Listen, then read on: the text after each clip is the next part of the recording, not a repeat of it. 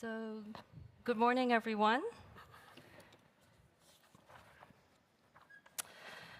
Welcome to this session. Thank you for coming so bright and early.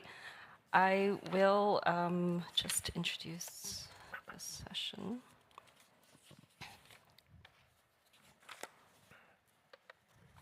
Okay. So my name is Teresa Wong, and I am from the Food and Agricultural Organization. I'm a Natural Resources Officer in Climate Change and Sustainability, and I'm very happy to be your moderator today for this session. This is a session that is a second session under Track 3, which covers water, food, land, and oceans. And this session is aiming to build on the sessions that have come before, and I know that we are almost to the end of this really wonderful week. So this will build on preceding sessions to spotlight innovations existing and emerging to realize water and food security, as well as effective land restoration and coastal area management. So we're very happy to have this esteemed group of speakers speaking on a large variety of topics. So in terms of organization, we'll have batches.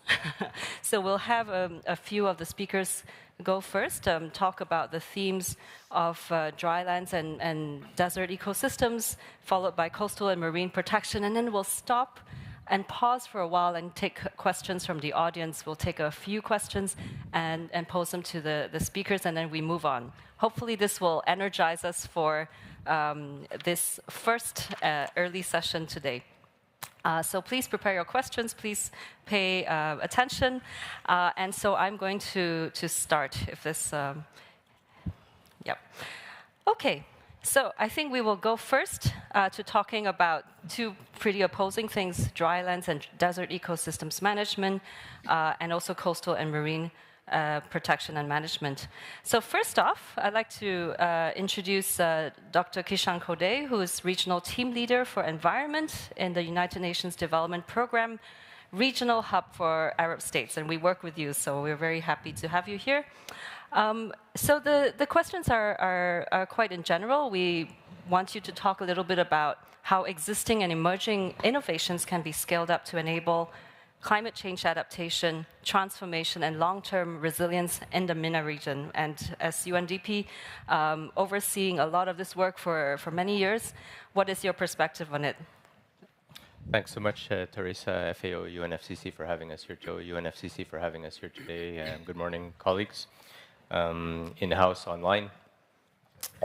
So, I mean, this is a region, of course, of drylands, of desert ecosystems, but it's also a region where where climate impacts, temperatures are rising faster than the global average, as we've heard many times this week. And so if we look to the future, one of the major threats in the region is indeed expansion of desertification and the loss of ecosystems. Critical ecosystems across the region that are now under threat from climate change, but also, of course, from expanding urbanization, the impacts of industry, etc. So as the UN Development Program, UNDP, in the Arab region, we have a portfolio of about 100 projects, more than 100 projects across the Arab region, focusing on things like climate adaptation, ecosystem restoration, land degradation, biodiversity, water, resource management. We mobilize over $300 million of grants for countries in the Arab region, from things like the Global Environment Facility, the GEF, the Green Climate Fund, the GCF, the LDC Fund, and various other global funds, bilateral donors. And then we crowd around this a further $1 billion of co-finance from the private sector, from domestic resources as well. So this portfolio is, in fact, getting to the question about means of implementation, scaling up the innovations that have been arising across the region to have greater impact on the road to 2030. And so this larger scale of finance is definitely one of the key elements. But equally important is capacity development, of course. That's one of the key pillars of the means of implementation under the UNFCCC and the Paris Agreement. So on that front, we support countries on things like new national adaptation plans to combat climate impacts, about 5 or 6 new national adaptation plans that we're launching on the road to COP28 and beyond in the Arab region. to actually understand better the state of the climate adaptation, the gap in response to climate adaptation needs, and then specifically on key issues, whether it's on health and indeed on land degradation and the impacts on ecosystems. So these national adaptation plans serve as a platform, a policy platform, to crowd in large-scale investment on the road to 2030. That's one important element.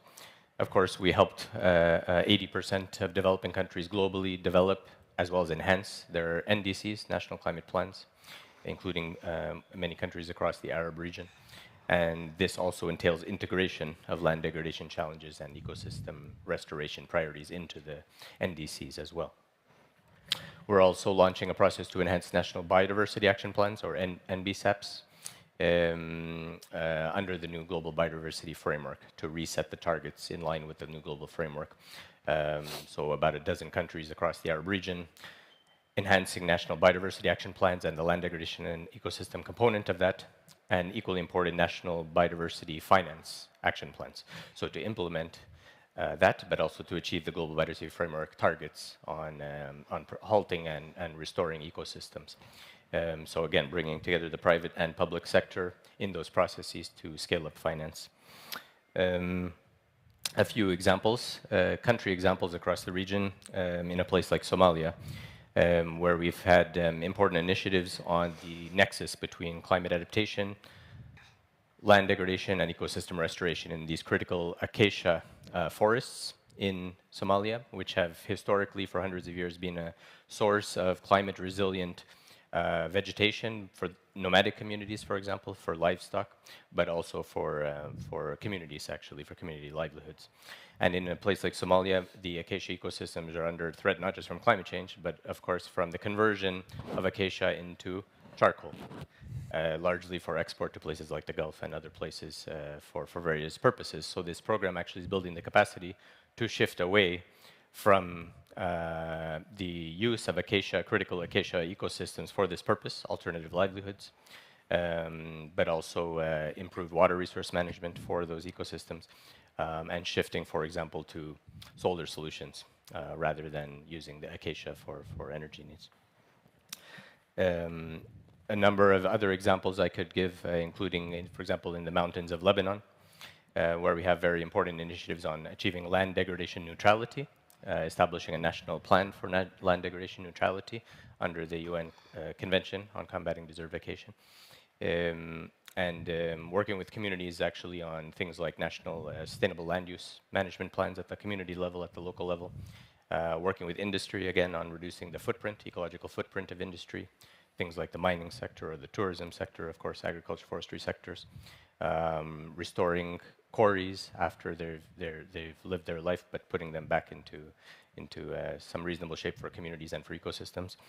So a lot of local community level work that we do in terms of trying to restore ecosystems across the Arab region. And my last point, I think I'll stop here, is, of course, this is the region of fragility and conflict, needless to say. And so there's 7, 8 countries across the region that are either fragile or conflict crisis affected. And so in these countries, we have large programming, of course, in places like Yemen, Syria, Palestine, Libya, Somalia, Sudan, Lebanon, to actually integrate issues of land restoration and ecosystem restoration into community recovery and long-term recovery. One example, in response to the Syria crisis over the past 10 years, in Jordan, we helped the country establish a national response plan to the Syria crisis, given the influx of refugees into Jordan and extra pressure on certain ecosystems, actually critical ecosystems in the north of the country, watersheds. And so as part of that national plan was integration, actually, of protecting ecosystems, enhancing land management as part of the stabilization and recovery.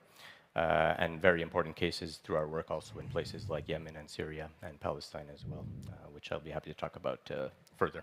Thank you.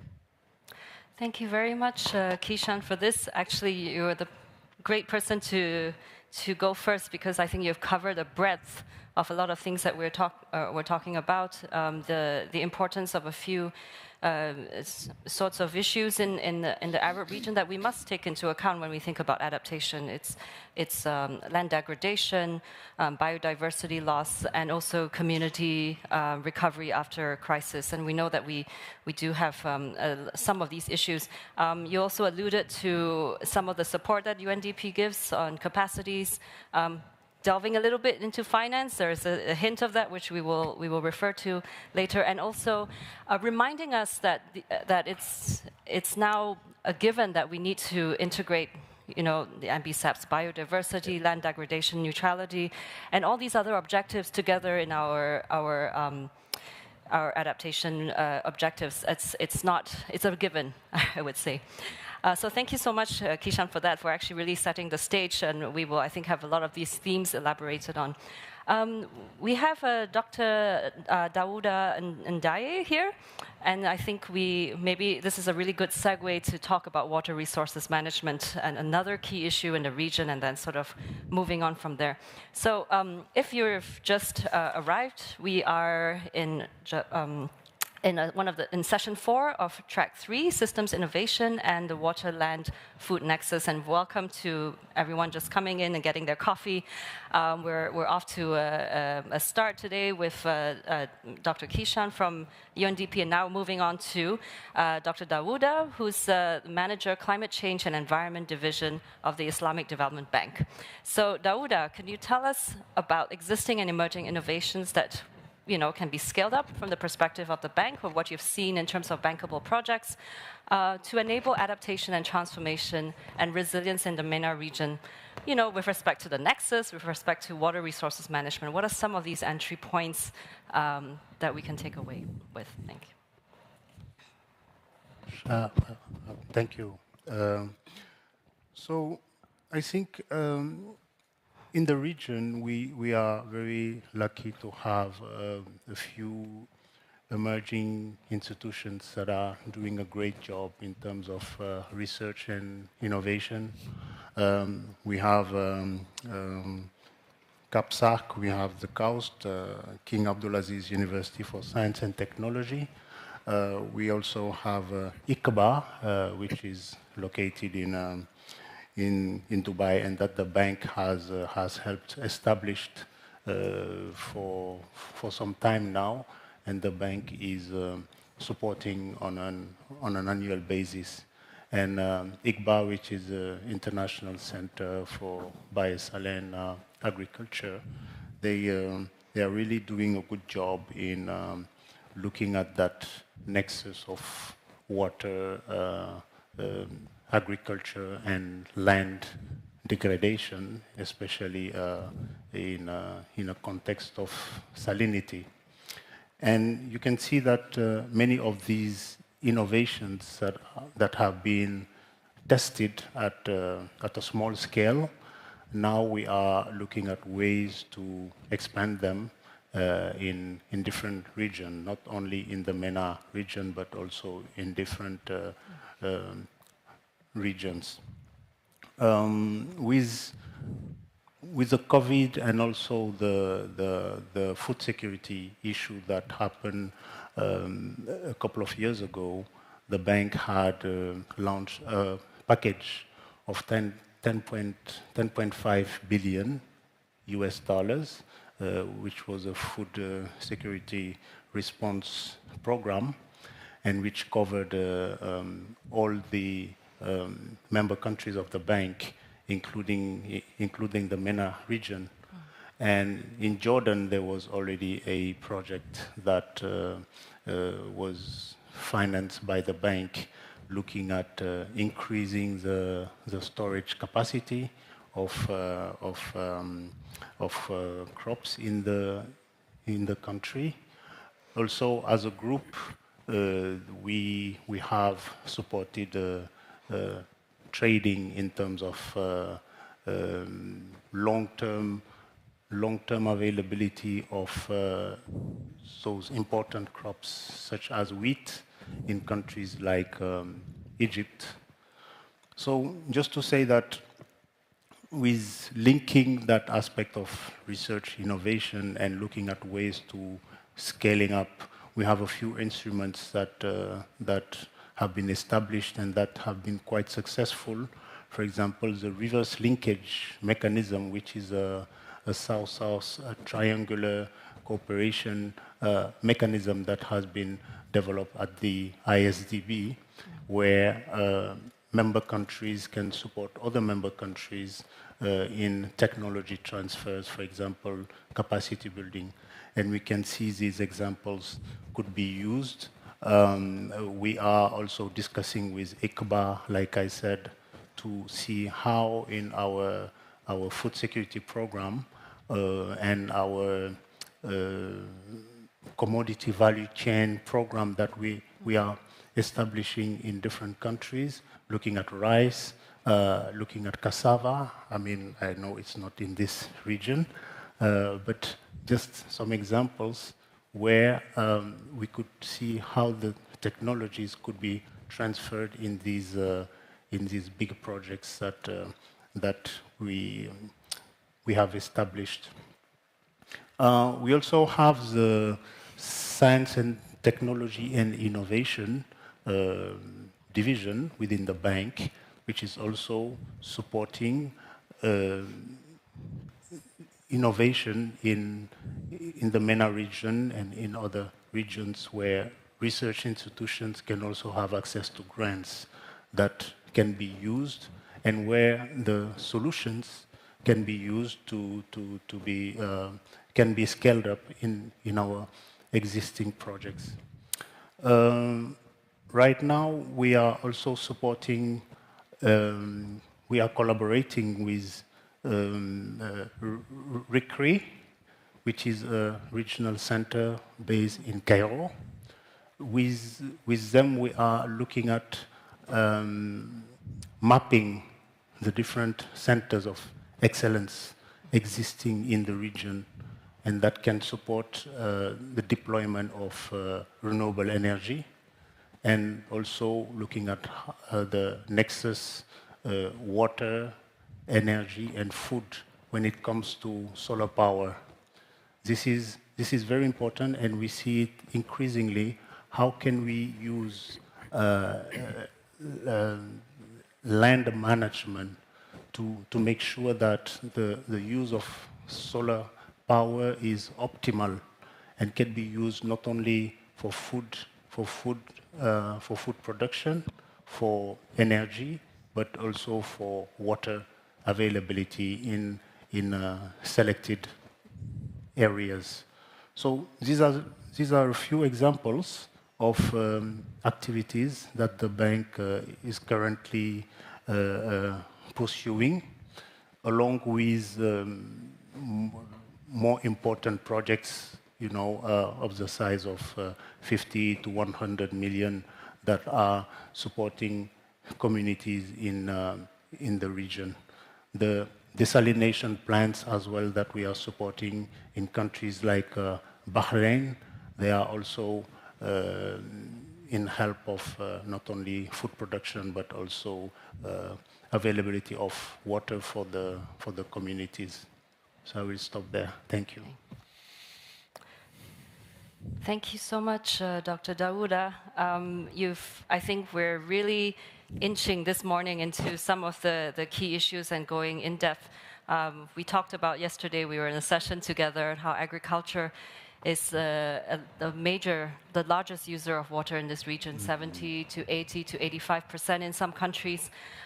So you are really drawing the links, the critical links between the need for innovation in water management, but also in land, in order for food security. So you're making these links, and also drawing on what Kishan and the breadth of work that he introduced through UNDP, but also the focus on research. ISDB, and we've all, you're a very important partner in the region for all of us working together in the water, land, and food systems.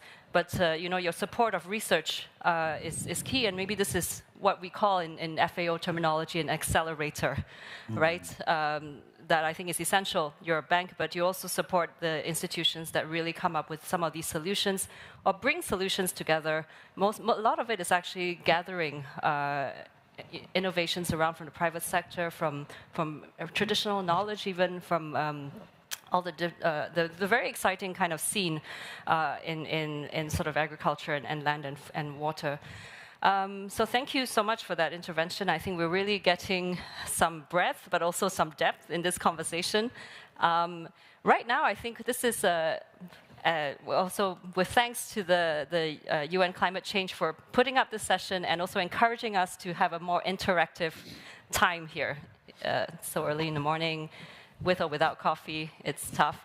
But I think I'm going to allow for the audience maybe to see if we have any quick questions, or we have not so quick questions for the first two speakers, speaking on dry lands and the sort of regional priorities, but also in water resources management and the connection with land and food.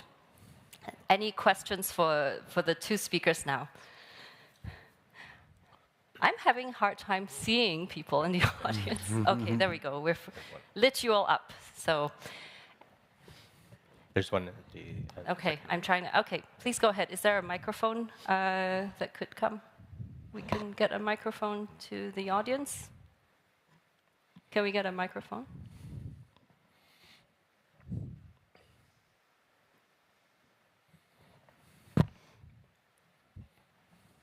It's coming. I see it. It's coming. Maybe you can talk loudly. Nope.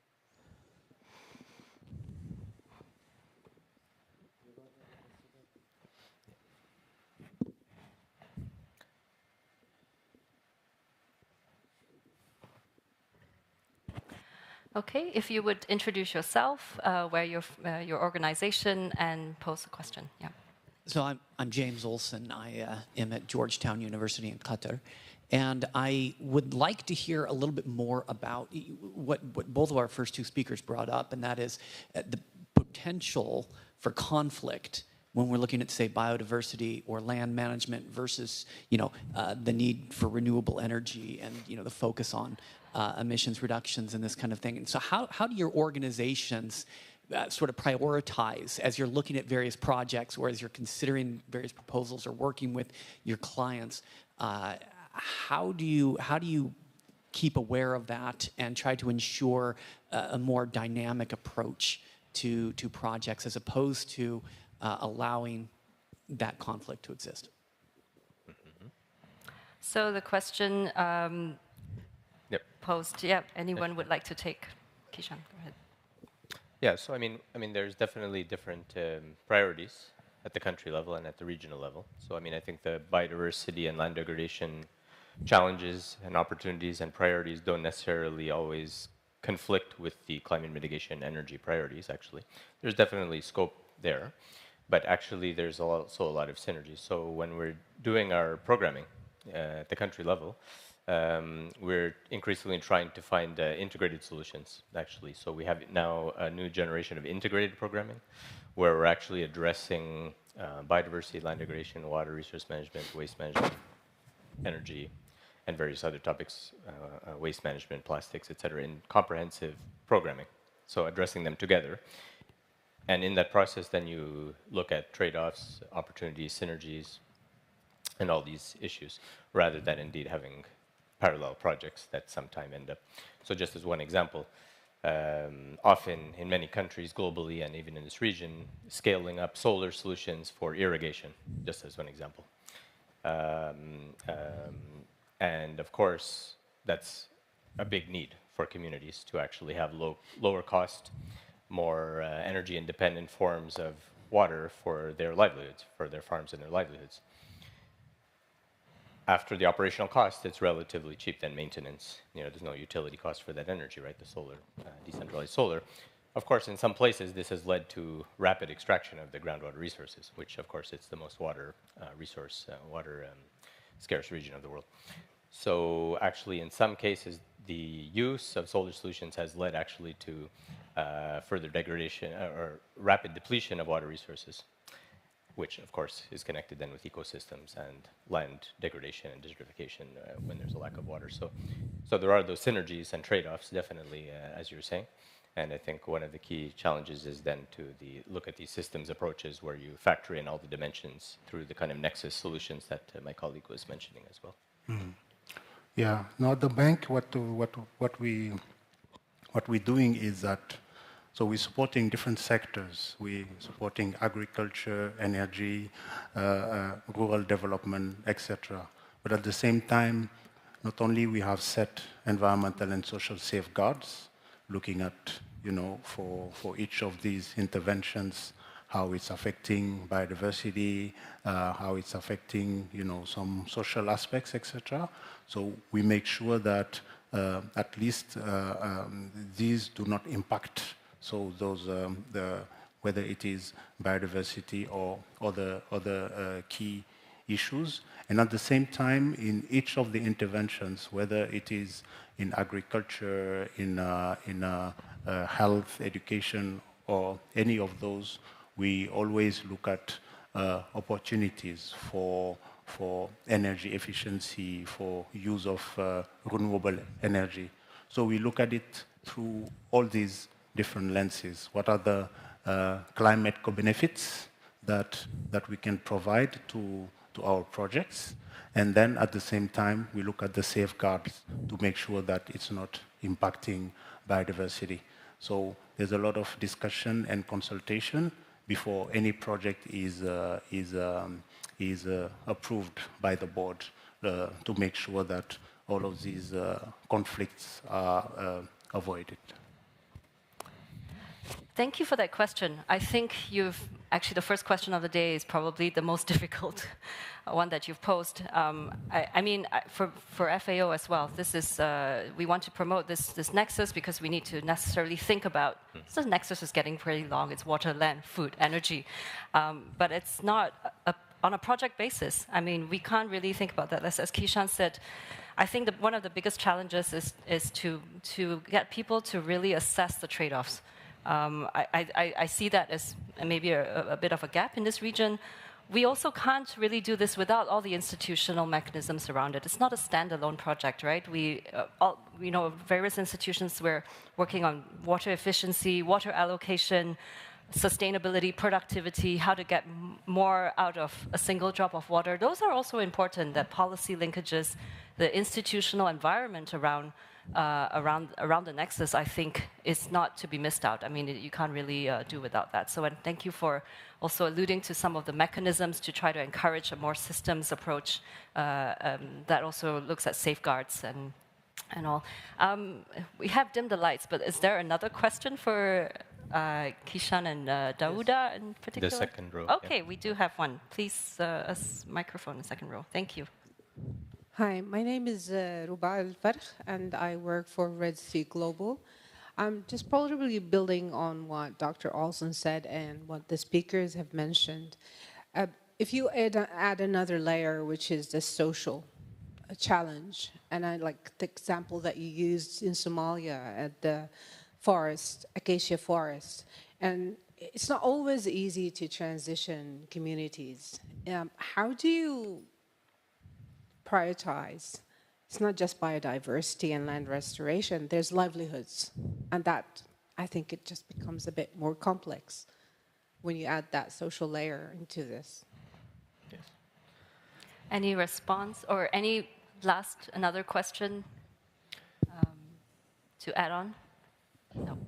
Yeah, so I mean, as UN Development Program, of course, our job one is poverty reduction and combating inequality. So our large-scale programming on things like climate change, biodiversity, land degradation, water, etc., are geared to that objective. So indeed, halting and reversing the loss of ecosystems, protecting the environment, but very much with the focus on doing that in a way which brings co-benefits for achieving the SDGs, not least, particularly poverty reduction and livelihoods. So I think that's definitely a challenging balance in some of the communities where we're working. I mean, it's not solved, obviously, getting this nexus between environmental protection and poverty reduction. So, I mean, some of the more complex settings, I would say also in the region, not just Somalia, but the other complex settings Yemen, Iraq, Syria, Palestine. I mean, all the places where we work with the very complex situations for communities. And in all those places, I think the natural assets, the natural resource base is really quite a critical one for the communities, of course, historically, but even going to the future. So what we're trying to do there is kind of nature-based livelihoods, nature-based solutions, and just trying to shift away a bit the paradigm from the extractive-based development model to nature-based climate resilient development pathways. So looking at the local, whether district or local development policies, actually also, and also building the community resilience by providing access for communities to finance, to actually put in place those kind of innovations, technology, solutions, which maybe they don't have access to actually. But also capacity development, connecting with other CSOs, NGOs across the region and globally. And I just want to give one example in Yemen, you know, where we're working with, of course, it's one of the worst humanitarian crises globally still. And some of the communities there, we've worked with very closely with them on green recovery, stabilization and recovery. It's actually about restoring the ecosystems that have been damaged owing to the conflict over the last decade. That they need for restoring their long-term livelihoods, whether agriculture, water, the land resources. And doing this in a way, working with the communities, and in that situation, actually, there was global award-winning initiatives by the women leaders in some of the communities who actually took ownership of those initiatives, created community revolving funds, community initiatives, engaging the youth, to actually restore the local ecosystems, put in place new solar solutions to. Now Yemen has quite a high percentage of renewable energy in the national mix, even more than some Gulf countries, believe it or not. Even Palestine has very high in West Bank.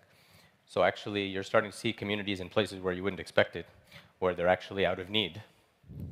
They're actually using nature-based solutions actually as a way of stabilizing and restoring some basic dignity and livelihoods. Thank you, Kishan. Daouda, any comments on no, just that I think we have a program with UNDP called Tadamun, which is a platform for CSOs, NGOs, even private sector to implement a few projects that are really supporting livelihoods in different countries and in the region as well. I think Tadamun has been quite active. It's quite a successful program. We're looking at phase 2 of that program. So it's something that we are doing jointly with UNDP. You can consult the platform if you want. Thanks. Thank you very much for that important question and putting that into our conversation. So let's move on, because I think we'll hear more about the topics. And now maybe have a spotlight, not so much on the audience now, back to the stage on coastal and marine protection and management, and then moving on to innovative financing. So that's two very exciting and interesting topics. So my next question is posed to Dr. Mohammed Urban, who's executive chairman of the National Center for Wildlife for the Kingdom of Saudi Arabia. It is our privilege to hear from the host country, and especially as now we're also moving to talking about institutions and what can be done in terms of leveling up communities for the Nexus. So, Dr. Mohammed, can you tell us more about the National Center for Wildlife and the moves that it is making towards scaling up existing or emerging innovations towards climate change adaptation and longer-term resilience? Okay, good morning, Dr. Young and everybody here. Let me just, before we talk about this subject, just to introduce the National Center for Wildlife. The National Center for Wildlife started 2021. Now we are focusing on the conservation and the protection of our biodiversity on land and in seawater. So as we are going to discuss about the coastal and marine areas, I will talk about the National Center for Wildlife now having many initiatives focusing on the whole Red Sea and Arabian Gulf. And this focus basically look at, when I talk about the conservation, I talk about the assessment of all habitat and biodiversity in both seas. Plus, if there is any damage or any problems in those ecosystems or biodiversity, we have to do the rehabilitation. Then after that, the sustainability. So basically, the National Center for Wildlife recently designed the 30% protected area for marine. Believe it or not, we designed the 30% protected area for marine almost 2 years ago, even before announced in the CPD that was in December 2022. Now the National Center Wildlife working to the implementation of those plans that we need to protect our habitat. Now we have many initiatives focusing on the conservation and rehabilitation, focusing on the monitoring all the time, using the most advanced innovations that can help us to understand what is going on. And I'll give some examples in a minute. Besides, we look at all the time look at the biodiversity and how it goes. And recently we had a problem about the black sea urchin, which is really important organisms that might affect, the missing of this organism might affect the coral reef by the growth of a lot of filament algae on the coral reef. So now we start to work with programs for the whole areas for Red Sea and Arabian Gulf. And the most important things, we need to understand what we have in the Red Sea as well as in the Arabian Gulf. So we had the Ocean X cruise and what we call the Decade Expedition for the Red Sea. And we covered using the Ocean X and Azizi ship or charter, covering from Jizan to Gulf of Aqaba. That was almost for 5 months continuous work. Based on what we did last year for these cruises, we had many discoveries. As I am a marine scientist, I have been doing many cruises in the sea. I haven't seen most of those stuff, honestly. With this expedition, we found so far more than 25 blue holes. I wish I knew that I can show the film. I have a good film about this discovery, but nobody told me about this one due to the no communication. Anyway, the blue holes really, this is the new discovery, more than 25. This is very rich ecosystem that we discovered. It's a little bit far away from the coastal area in the Saudi area, the southern part of Red Sea. And now we are working to protect those ones. We discovered, for example, the whales. All the time we think of the whales is trespassing the Red Sea. No, it's endemic in Saudi Arabia, and we see many whales with their calves, their babies. So based on this one, now we start to work on those data and what we call the main baseline. Then here we are now moving with the strategic level. We have to understand now how to protect all those ones. Go back to our subject, the climate change, and how important that we can really, all this data can help us.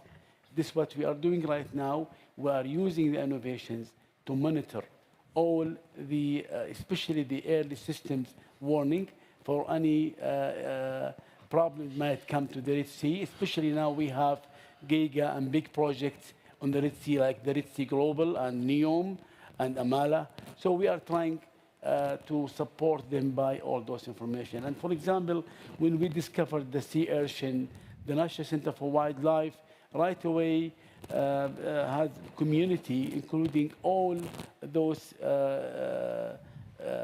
big companies, universities, to work hand in hand just to protect our area.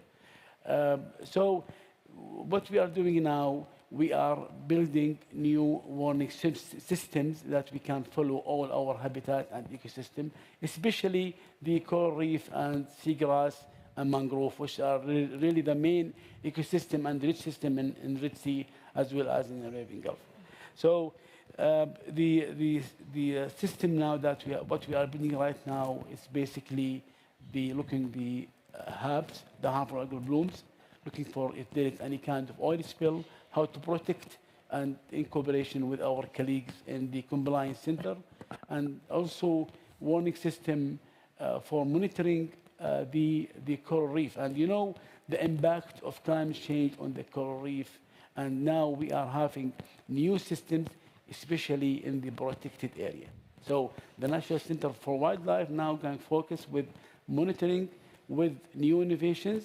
I cannot announce now, but we are working on it right now.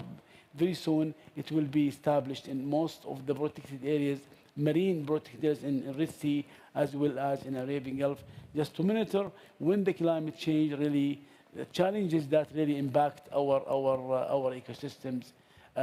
So based on all those information, what we are trying to do now, after we have the baseline, we have the monitoring all the time, now we are looking at the rehabilitation.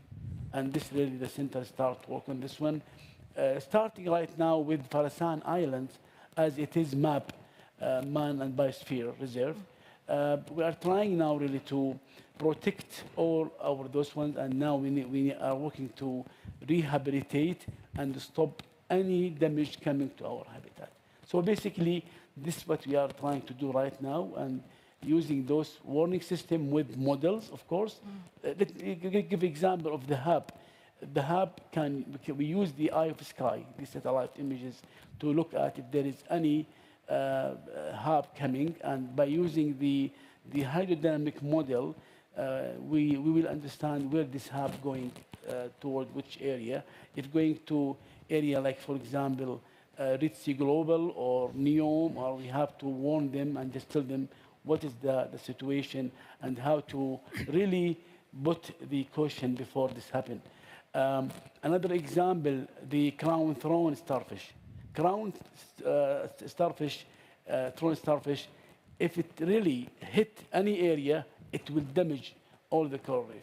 So we put already a warning system and we put a plan with all colleagues in the universities as well as in the Giga project to work hand in hand. If this thing happen, what is the next step to protect this one? So mainly this is what we are doing at the National Center for Wildlife. Thank you. Thank you so much, Dr. Mohammed. You've early this morning taken us on a cruise in the Arabian Sea and the Gulf of Aqaba, and so thank you for this really nice reverie that I just had. I was going to ask for an invitation. We will talk after this. But thank you so much. I mean, we're talking about the Arabian Sea, which is one of the most vulnerable seas to climate change. This is a 4-degree expected increase in temperature and a big reduction in precipitation. We also, some of the other threats is an increased consumption of fisheries and seafood products. And I think also, you know, fish stocks are also threatened by some of the same risks that we're facing. I mean, this is, in terms of climate change and the lab for observing what are these changes, I think the Arabian Sea is one of the most vulnerable. If you allow me just to add one point, please. The Red Sea, the coral reef now, what we have is really resilient to the high temperature. And this good adaptation for our coral reef. And I think there are some studies and research going on with KAUST and I believe international institutes in order to have this experience everywhere in the world. Excellent. This is a really nice way to go to the Red Sea with our next speaker and continuing this conversation. Thank you so much, Dr. Mohammed. And now going to Ms. Mia Fant, who is Associate Environmental Assessment Director of Red Sea Global. Tell us more about some of how you're actually addressing these threats. We've heard so much about innovation and using the best that we have to monitor and assess risks like algal blooms. What's Red Sea Global doing? How are we leading to some of this transformation towards resilient coastal marine environments? Yeah, thank you. Thank you very much. Good morning, everyone. And thank you for the opportunity to present Red Sea Global and our regenerative tourism approach for the protection and enhancement of marine and coastal environment.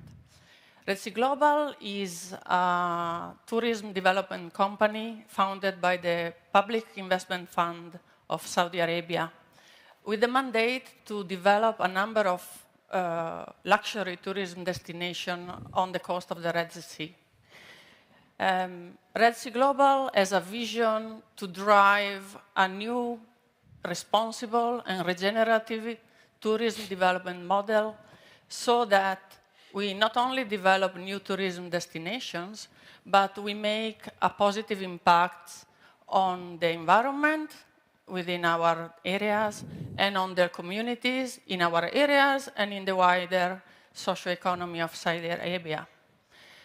Red Sea Global is developing 2 giga projects along the coast of the Red Sea, the Red Sea destination and Amala destination. Now, the previous slide, sorry, this is the end. Yeah. There may be some issues with the presentation. Yeah, this one. This one. Thank you. Red Sea is a wide development area that covers about 28,000 square kilometers, both extending on the land and on the sea.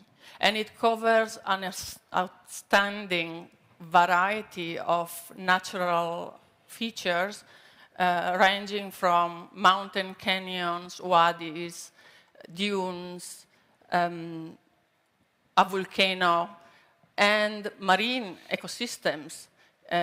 We have in our area the Al-Waj Lagoon, which is an archipelago with plus than 90 islands that are pristine, surrounded by a beautiful, amazing coral reef, and fringed with mangroves. Almost most of the islands are the same. We will develop in the Red Sea 50 luxury hotels, about 1,000 residential units, and associated infrastructures and facilities, including one airport, which is already operational. Red Sea is the first giga project to become operational now. Between now and the beginning of 2024, the first 3 hotels will open for visitors. So the biodiversity value is at the core of our development. It's not something additional that we do, it is what we offer to our future visitors. For Amala, the focus is slightly different. Amala focuses on wellness and sports. It has an area of approximately 4,000 square kilometers, and it will have 8 resorts and 1 marine life institute for research on marine life and coral ecosystems in the Red Sea. Both developments have a very small development area compared to the total area of the zone. Red Sea covers about 1% of the total extent of the Red Sea zone.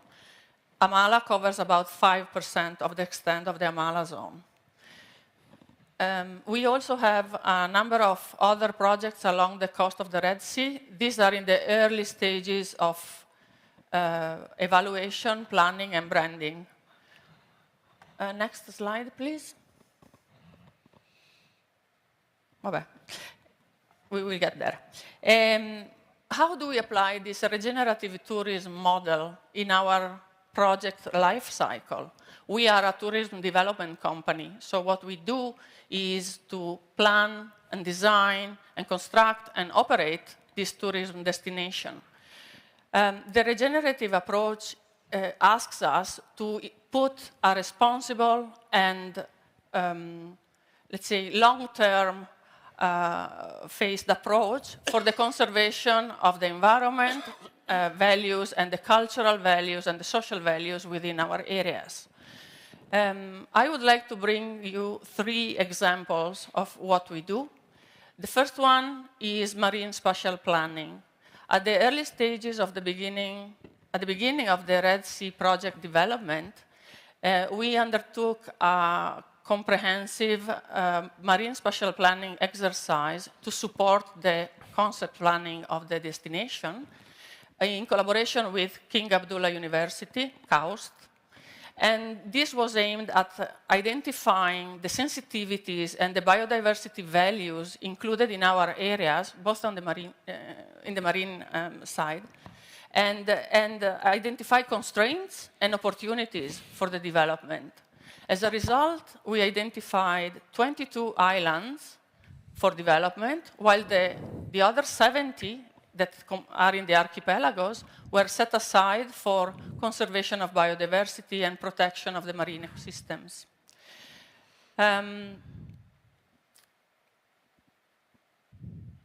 Another example that I would like to bring, in our planning, design, construction, we apply very high sustainability standards, and we integrate, by design, a number of climate change parameters.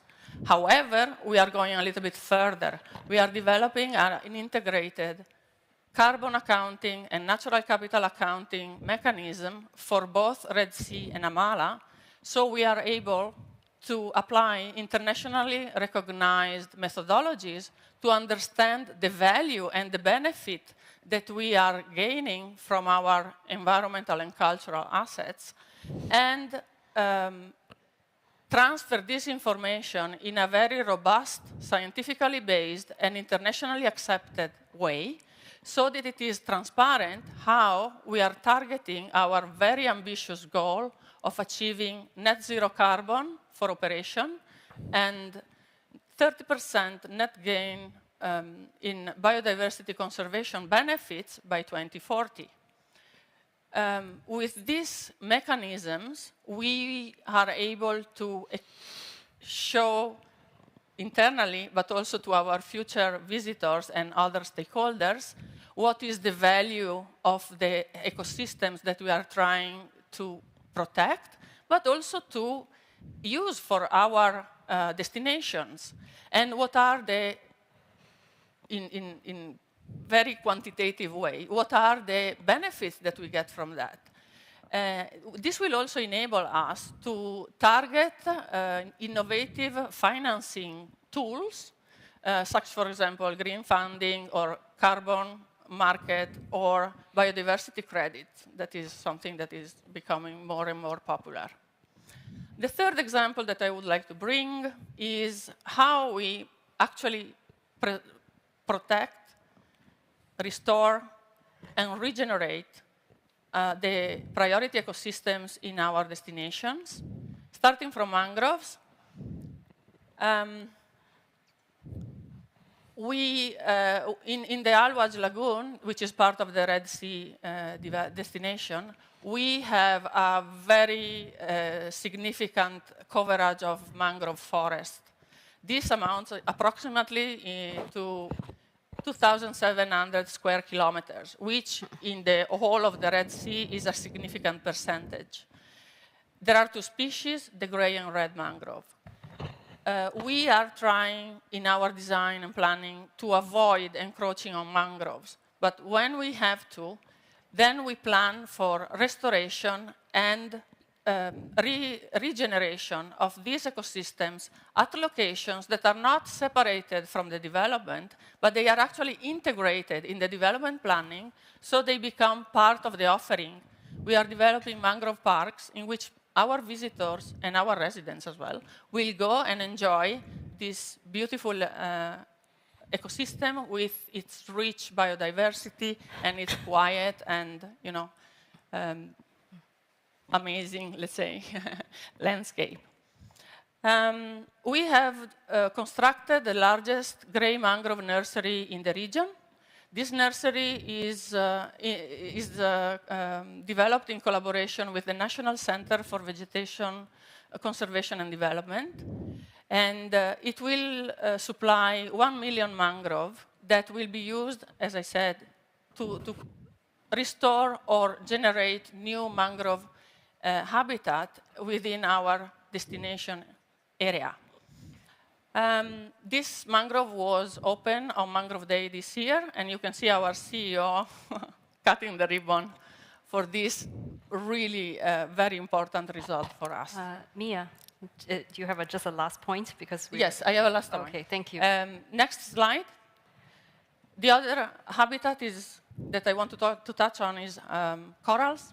So following what Mr. Mohammed, yes, said, we are trying to minimize our impacts on corals. And when our construction footprint encroaches on corals, we try to remove them. And since the start of the construction, we have started a coral relocation program that has been ongoing with, in collaboration with KAUST, King Abdullah University.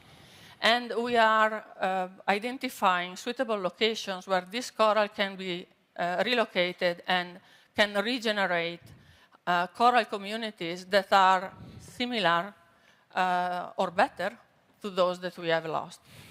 We are also experimenting some coral reef, artificial coral reef modules of different shapes, materials, and geometry. And we are placing them at different locations with different depth so we can see which one works best for the type of coral that we want to regenerate. But the most important point is the construction of the Marine Life Institute in Amala, Giga Project. The Marine Life Institute will be a facility for our guests, providing immersive and interactive experiences related to the marine life and ecosystems, but it will also be an international hub for research on marine and on marine life and habitats that will be developed in collaboration with a range of national and international institutions. Mia, I do. Done. Well, thank you. Finito. Very good. Thank you so much. If maybe more details can be also discussed at the Q&A, just to give the adequate time for our last but not least two speakers. Thank you so much, Mia, for thank you. Bringing us also to the realities of international demand. The Red Sea is a very, very big tourism zone. We have communities living there, as you showed. It's historic, culturally historic, and also we have rich communities. So we have a term called, agro-ecosystems. We have ecosystems that need to be preserved, but also need to have multi-uses. And thank you very much for that example. Now I think this is the right time to turn to innovative financing. So going from some of these examples, very, very tangible examples, how do we bring this home? So I'm very happy to have just our last two speakers before we open the floor for a discussion and questions. Firstly to Ms. Jaspreet Stam, who is Innovative Finance Lead for Crop Trust. So Jaspreet, tell us more about Crop Trust and what the organization is doing to scale up some of these innovations or to support these innovations towards the Nexus. Thank you. Great, thank you. And good morning, everyone. It's a pleasure to be here with you all today and talk a little bit about Crop Trust, the work that we're doing in relation to food system resilience. So who is Crop Trust? I usually get that question. Many people haven't heard of us before. We're an international organization. We're headquartered in Germany. We were established in 2004. And our area of focus is gene banks. We work together with gene banks around the world, international gene banks as well as also national, really on this topic of food system resilience. And sometimes I'll also get the question, well, what is a gene bank?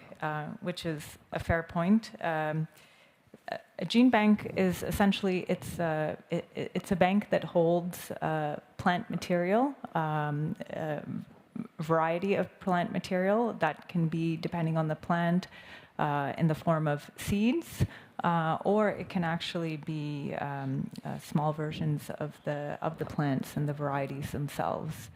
And so these gene banks are critical for crop diversity, and they're an important part. And I'd like to talk a little bit about food system resilience.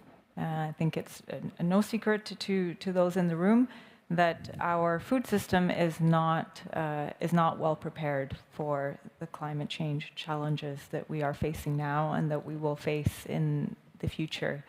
Essentially, What's happened is that it's a very, very concentrated, it's a highly concentrated system.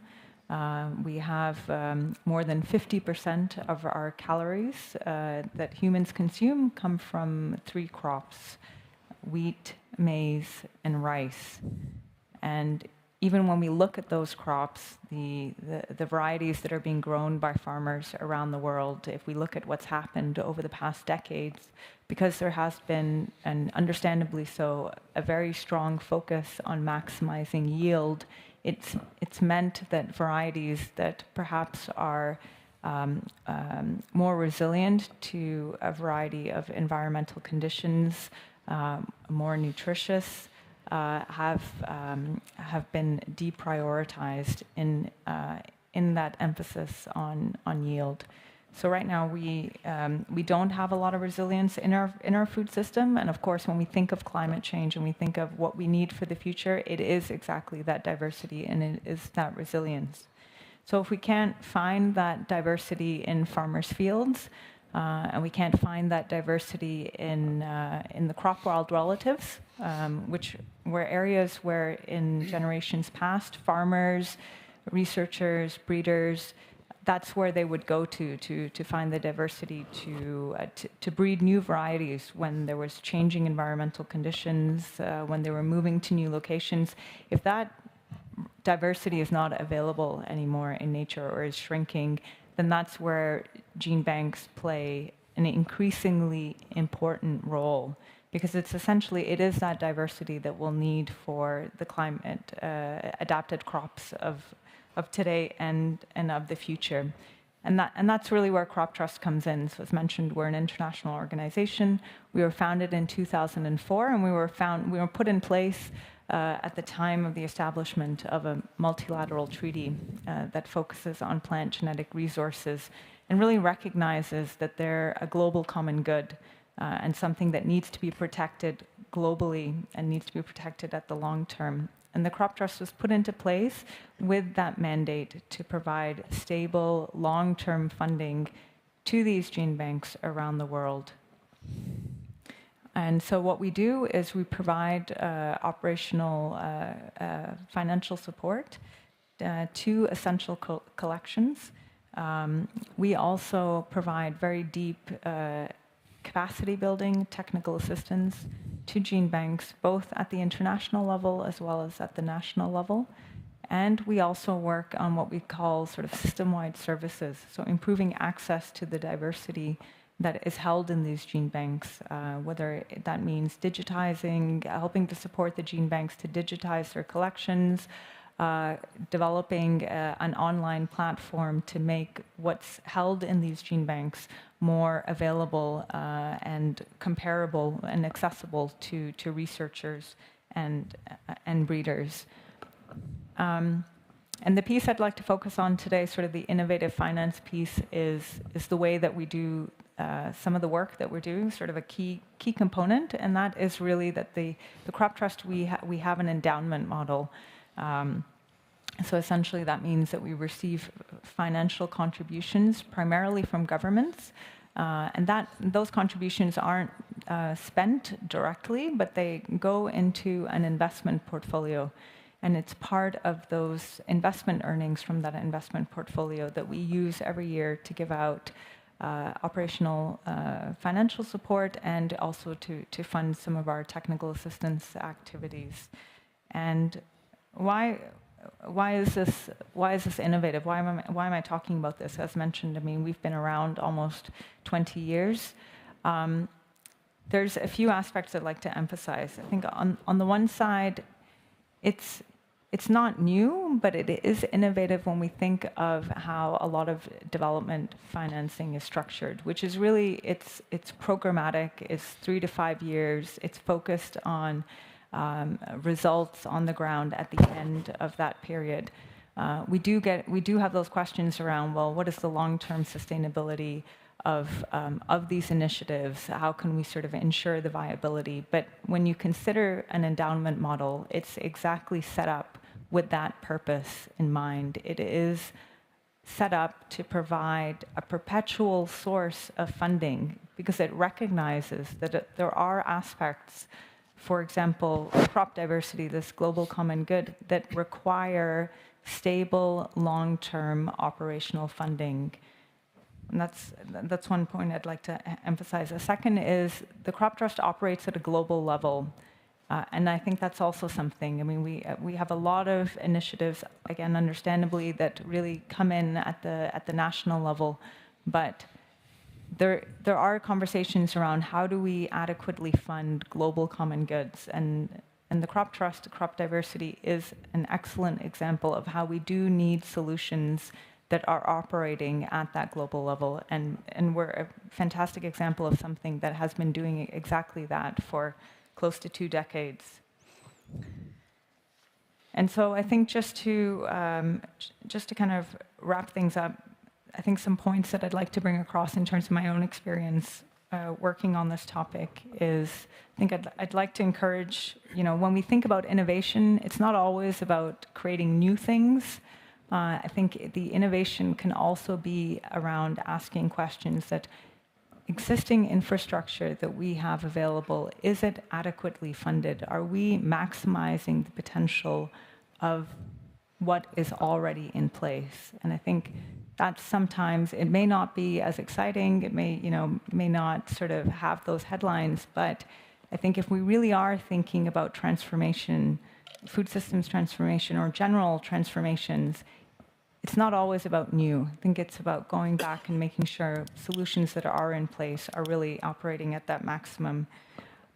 Another area that often comes up is interdisciplinary. So crop diversity is a great example. It feeds into climate change, biodiversity, nutrition, livelihoods, but at the same time, it's on the periphery of many of those conversations. We need to be having more conversations with people from different areas, thinking about exactly these topics that are interdisciplinary, that actually feed into a multiple number of goals. And yeah, and I think finally, I would also just like to highlight that sometimes our financing flows are going to areas that are the most easily investable, that sort of suit best the financial instruments that we have at hand. And I think we should sometimes also kind of turn that question on its head and ask ourselves, we shouldn't just be financing the things that are the easiest to finance or that are the most investable. Are we really directing financing to the top priorities, to those building blocks where lots of other solutions are actually depending upon and relying upon? And that's really where I'd like to kind of draw a close and leave you with that idea that a well-funded gene bank system is critical. It's critical to climate change resilience. It's critical to food system resilience. And so please keep that in mind. Thank you. Thank you so much, Jaspreet, for reminding us that some of the old debates and the issues that have always been there, genetic resources, genetic biodiversity, should not be forgotten as we head towards this new era of risks, because I know that, as you said, it offers a lot of new opportunities to build the kind of resilience we're looking for. And some of these are not new solutions. They have been hashed over, debated. People who work in agriculture, for example, are familiar with some of these. So I think that thank you for that, and also for offering some models of financing, quite simple but also effective endowment model, for example, that that are readily that can be taken up quite readily by many. So thank you so much for that. Moving on to our last speaker. I know we started a little late, so I want to give the right opportunity for all our speakers to have the chance to speak and then be able to also take questions. So I think we can go a little over time. So Mr. Jerome Pont-Rouge, who is the head of company engagement for BNP Paribas, for Middle East and Africa. So can you tell us, ready to go. All right, can you tell us the BNP Paribas perspective towards this question of innovative financing for the Nexus? Sure, thank you. I know a lot is expected from the private sector and therefore the private bank, the commercial banks, that, as we call them sometimes. I'd like to remind first and foremost that banking starts with risk, assessing the risk that we deal with, macro and micro risks. The other affirmation that we have built at BNP Paribas is nature is core to reduce climate risks and increase resilience. Why does it matter for the bank that I represent? It's because we consider sustainability as absolutely essential in our strategy today, and we are in business for 200 years, so I hope this makes sense from a long-term investor's perspective interested in funding the industry, by the way, not only BNP Paribas, but finance at large. Now, maybe a few words to clarify what BNP Paribas is. We are a bank headquartered in Europe. We are the reference bank in Europe, given our size. Our resources comprise a little bit short of 200,000 employees across those 65 countries. And we have a shareholder surplus available to play with, dare I say, which is 122 billion euros. Those are finite resources which qualify our expertise to engage the economy and serve our clients, both on the expertise side and on the capital side.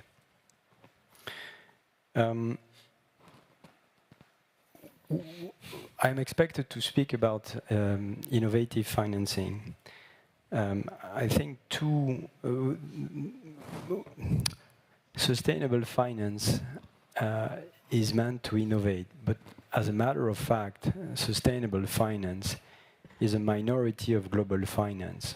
However, we ensure that being the leader in sustainable finance worldwide, bonds and loans, of course, I can speak with some comfort about what sustainable finance is because we lead this market. However, let's not be distracted from the vast majority of finance, and this is where you need to have a very robust CSR, a very robust set of CSR policies. At BNP Paribas, we have a number of them, and to come to the nexus of land, water, food, and ocean, some of them touch very, very directly those, including agriculture and ocean in particular. Those CSR policies are the less fun part of my job, which is to make sure that any engagement that we have with the economy complies with those restrictions. You may be familiar with the fact that we have completely left tobacco, the tobacco industry. We don't touch it. That's clear. There is no gray area about this, but that's just one example. Now, as I said earlier, nature is core to reduce climate risks.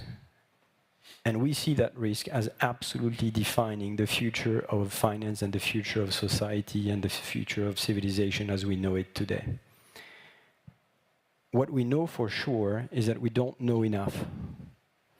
And one of the ways that we try to make ourselves relevant as a private bank is to partner and fund scientific research. And the two most recent illustration of that are the TNFD, the Task Force for Nature-Related Financial Disclosure, that we've been a founding member of this initiative in 2021. And the other is the just renewed partnership that we have with the IUCN, we recently, by the way, made a very significant donation to this organization. Those are just two illustrations of what we do. It may be very simple for you for me to say this, but maybe not as expected from the mouth of a banker. But for us, water, food, land, and ocean are only one theme that we need to understand as a system, and it is the natural environment, what we increasingly call natural capital that we need to preserve. Biodiversity, by the way, is in depletion exactly as the fossil fuel as a natural resource are on the way of depletion. So we need to factor this, and this is new, by the way, for the world, for the economy, for science. We've tended to approach, by the way, climate change in a fairly segregated fashion. This won't work. At some point, we will need to connect the dots and make a better sense of the system as we live in. It is way more complex than what we understand today. So I said that the thing that we do is we fund the science. In our market research, this is commonly expected from an international bank, we have a fairly developed and very robust research at BNP Paribas Global Market in particular, where we monitor signals in the market to identify where markets are developing.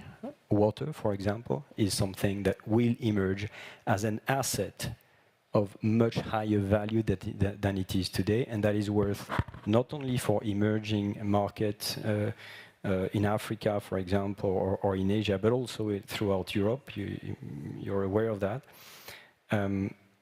So this is completely embedded in what we do every single day with our clients, meeting the expectations of our investors, client, the long capital that we need to manage, including the endowment fund that we've heard about a minute ago. Innovation. Because we know we don't know enough, we understand that any step that we gain in terms of understanding the overall natural system must translate into companies making sense of it. Some of you may not appreciate that we need to make a market of scientific progress. Need also to appreciate that making a market of something new, if done properly, ensure resilience of those innovations. When, for example, and this is the last part of my intervention, when, for example, we finance a desalination plant in Abu Dhabi, supporting TACA, supporting EWEG, supporting ENG, the French company, with $500 million financing, we enable the implementation of advanced technology, reverse osmosis, in order to reduce the carbon intensity of this technology. And in doing so, by the way, we also comply with our obligation to be in line with the Equator principles and the IFC norms, both on environment and social norms. What else do we do?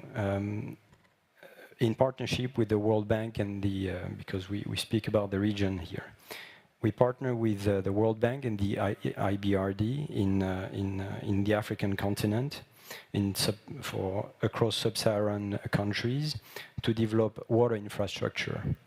And this kind of financing with BNP Paribas, let's not fool ourselves, the commercial banks are rarely equipped to finance those fairly risky projects in markets, in countries which are remote from where we operate with retail and very grounded presence. But through the intervention of the World Bank and the African Trade Insurance, which offer the protection necessary to deploy the private capital that so many people talk about, this is happening. And this is happening for more than $900 million. Those are significant projects that we do.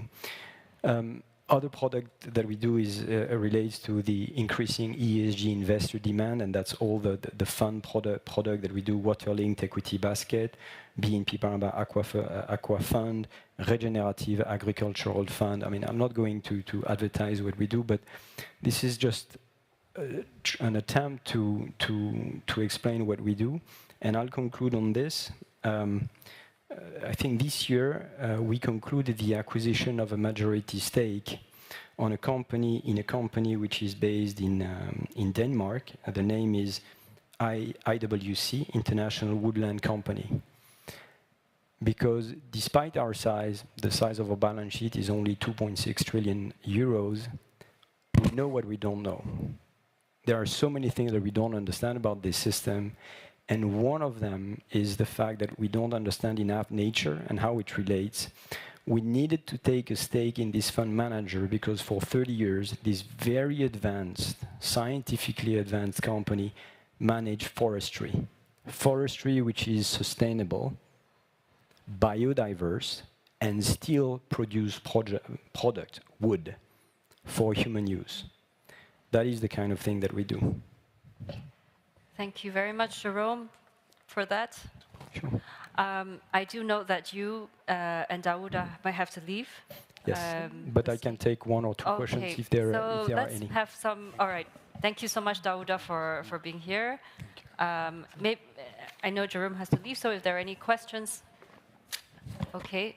I'm just giving opportunity for people who have not asked questions before, and I see the hand of this gentleman here. If you don't mind. Yeah.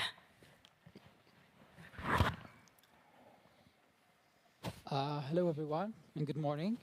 I'm Omar Al-Sulami. I'm a bachelor student in environmental science in King Abdulaziz University. First, I'd like to thank all the speakers for that informative session. And my question is going to be regarding the topic that Dr. Mohammed talked about, which is there's some research and studies suggesting that the coral reefs of the Red Sea have a very high capacity and resilience to the climate change. And as we know that the global ecosystem, the coral ecosystem globally are facing an enormous threats, starting by pollution, the coastal development, and the climate change. So my question is, what is the role that the Kingdom of Saudi Arabia can play regarding the conservation and preservation of the global coral ecosystems? As we know that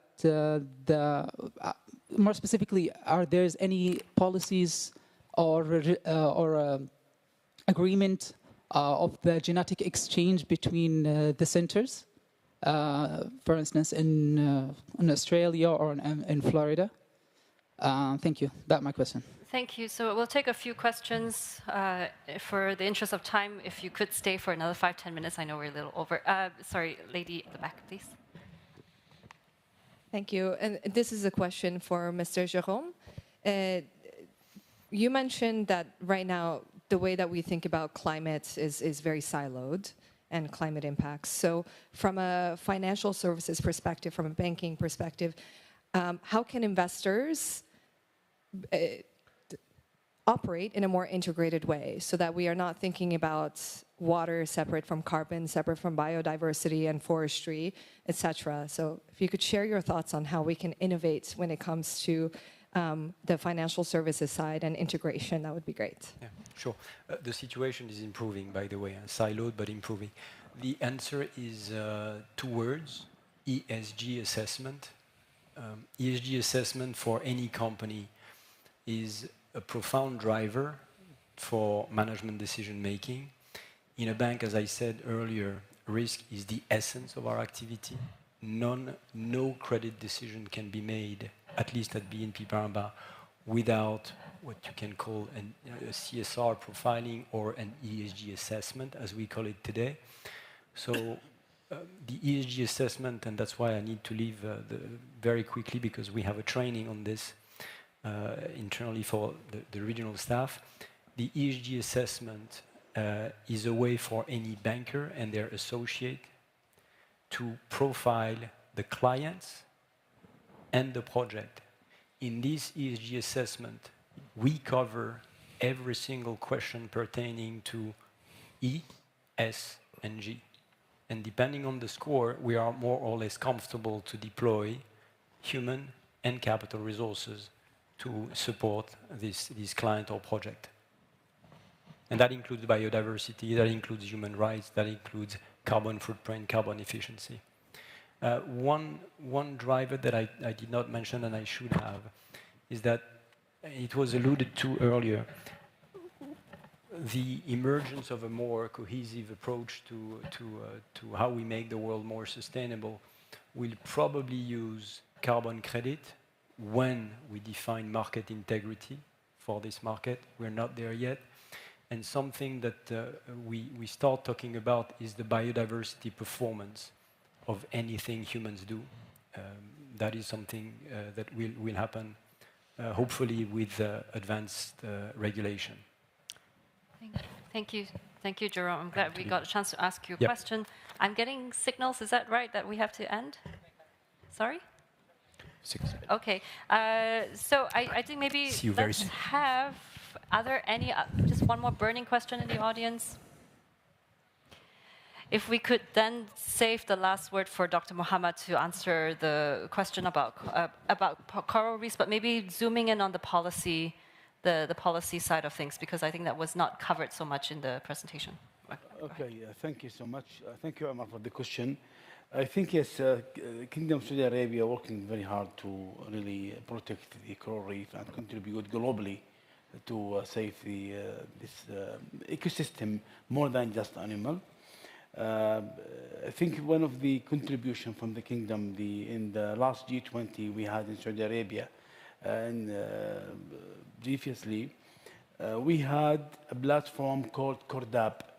This is just focusing on the research and support for all the innovation and R&D, research and development for the coral reef in the world. And now the kingdom, I think through King Abdullah University Coast, they are managing this platform. Plus, we contribute in one of the organization called ICRI, and now we are part of them, and we're working with them to protect the coral reef in the world. Plus, we are doing a lot of monitoring to look at if there is any kind of change with the temperature in the seawater, and how we really do the protection and rehabilitation of the coral reef. Now, King Abdullah University working in many research areas in the coral reef, especially the 3D printing and the rehabilitation of the coral reef in different areas, like in NEOM and Red Sea Global Company and other parts. And we're going to work very soon with the National Center for Wildlife in order to rehab those important ecosystems. Thank you. Okay, thank you so much. I think we do have to close because there might be another session. I know we started a few minutes late, but I just want to thank you. Sorry. Can I just say, this is the blue holes. Thanks for the organizer really to put it. Okay. But this is what we discovered. Just 1 minute, less than a minute, by the way. But look how rich the story started in February 2022 when we had the Red Sea expedition. In the 21st century, we may have the impression that we have already explored the oceans and that there is no more room for discoveries. But then to find something like the blue hole, globally unique feature, is still a surprise. The journey of the National Center of Wildlife from south to north, the Red Sea, was really unique because it allowed us to discover these blue holes.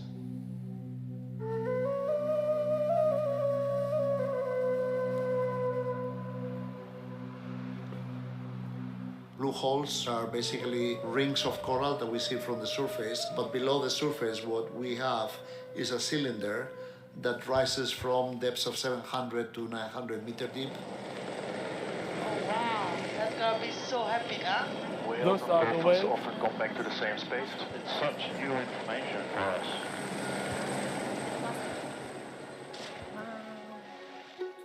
Look how rich it is. Just, yeah, We are lucky to be here in the blue holes because we are the first people here doing the dive and discover the blue hole and to see what's in the blue hole.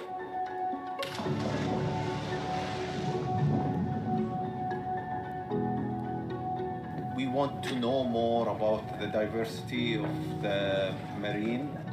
We are going to study the physical parameters, which is the current, the waves, the temperature.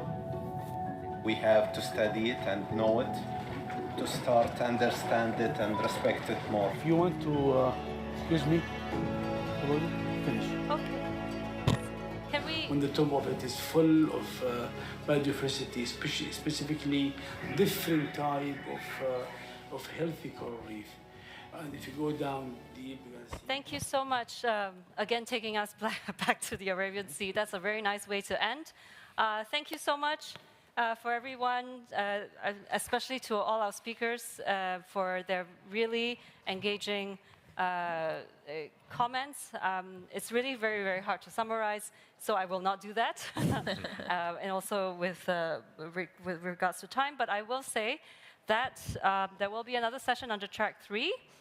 Session 5, collaborating around common resources of water, food, land, and oceans. Here, tomorrow, same time, 9 o'clock. So please come back for the last session of this track and enjoy the rest of your MENA Climate Week. Thank you. Thank you. Thanks.